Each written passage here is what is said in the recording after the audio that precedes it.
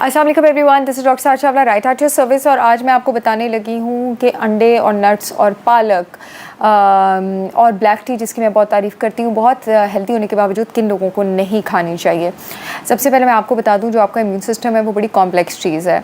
आप के साथ भी हो सकता है ये, आपके अगेंस्ट भी हो सकता है ये आपके साथ हैं, आपके अगेंस्ट कैसा होता है, जहाँ पर इसका तायुन जेनेटिक फैक्टर्स करते हैं, उसका तायुन आपकी पर्सनल लाइफ चॉइसेस भी बहुत हद तक करती हैं।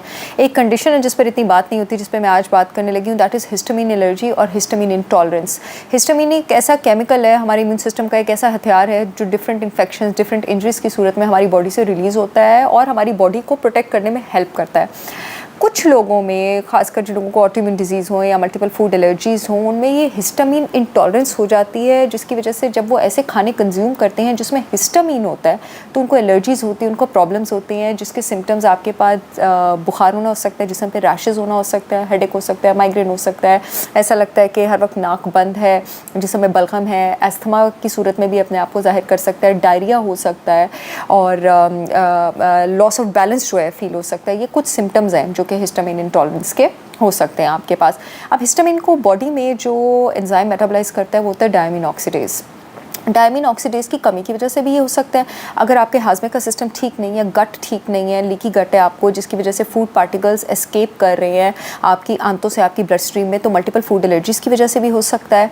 यानी डायमीन ऑक्सीडेज का भी होना ज़रूरी है अगर इसको हील करना है, और गट के हील होने का भी ज़रूरी है अगर इसको हील करना है, तो हमें पता लग गया। तो ये इन वजूहात की वजह से हो सकता है। अब जब हम इसके हीलिंग के स्टेप्स की तरफ जाते हैं तो हमें 2 स्टेप्स में इसकी हीलिंग करनी है। पहले इनिशली जब तक हमारा गट ठीक नहीं होता या हम डायमीन ऑक्सीडेज बॉडी में रीजनरेट नहीं होता, वो कैसे हो सकता है मैं आपको बताती हूँ। हम वो खाने अवॉइड करेंगे जिसमें हिस्टामिन बहुत ज़्यादा है, जिसमें कुछ हेल्दी खाने भी आ जाते हैं।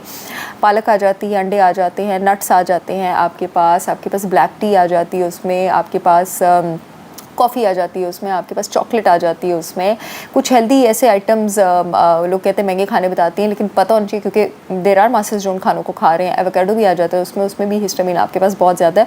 ये नॉर्मली हालांकि खाने आपके पास हेल्दी हैं, टमाटर आ जाता है, लेकिन वो इसमें इंक्लूडेड है। इन केसेस में आपको किन खानों पर जाने की ज़रूरत है जिसमें हिस्टामिन कम है? ब्लैक टी की जगह आप ग्रीन टी ले सकते हैं। पालक के अलावा आप सारी हरी सब्जियाँ ले सकते हैं। क्रूसीफेरस वेजिटेबल्स आप ले सकते हैं, जिसमें कॉलीफ्लावर आ जाता है, कैबेज आ जाता है, जिसमें लेटस आ जाता है, जिसमें ब्रोकली आ जाता है, जिसमें केल आ जाता है, बस पालक नहीं लेना आपने। इसके अलावा कद्दू की फैमिली की जो सब्ज़ी हैं वो आप ले सकते हैं इसमें इजीली। और खुशखबरी ये है कि इस केस में आप वाइट फिश ले सकते हैं, टर्की ले सकते हैं, चिकन ले सकते हैं और ग्रास फेड बीफ ले सकते हैं, उसमें हिस्टामिन कम है। बल्कि अब इलाज की तरफ आ जाए, डायमीन ऑक्सीडेज आपको पता है किस में होता है? जो अच्छा ग्रास फेड आपके पास गुर्दा होता है बकरे का और गाय का, उसमें डायमीन ऑक्सीडेज होता है। अगर आपको ये कंडीशन है और आप इसको अपनी डाइट में इंक्लूड करते हैं तो आपका डायमीन ऑक्सीडेज बॉडी में रीजनरेट होना शुरू हो सकता है। और आपको पता कैसे लगेगा हिस्टामिन इंटॉलरेंस है? आप इनमें से कोई भी खाने खाएंगे तो आपको ये वाले सिम्टम्स फील होंगे, आपको पता लग जाएगा। तो अब आपको पता लग गया कि आपने उसके इलाज की तरफ किस तरह जाना है। और अगला जो स्टेप है उसका वो गट हीलिंग का है।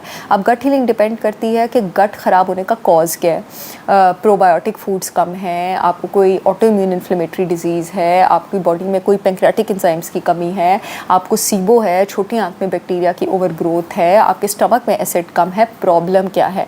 तो इन सब टॉपिक्स पे मैं वीडियोस कर चुकी हूँ, आगे भी करती रहूँगी। डिपेंडिंग ऑन द प्रॉब्लम क्या है, आप प्रॉब्लम को पिक करेंगे और उसको ट्रीट करेंगे। मुझे उम्मीद है ये वीडियो आप लोगों के बहुत काम आएगी। I will see you all again with yet another informational video. तब तक के लिए अल्लाह हाफ़िज़।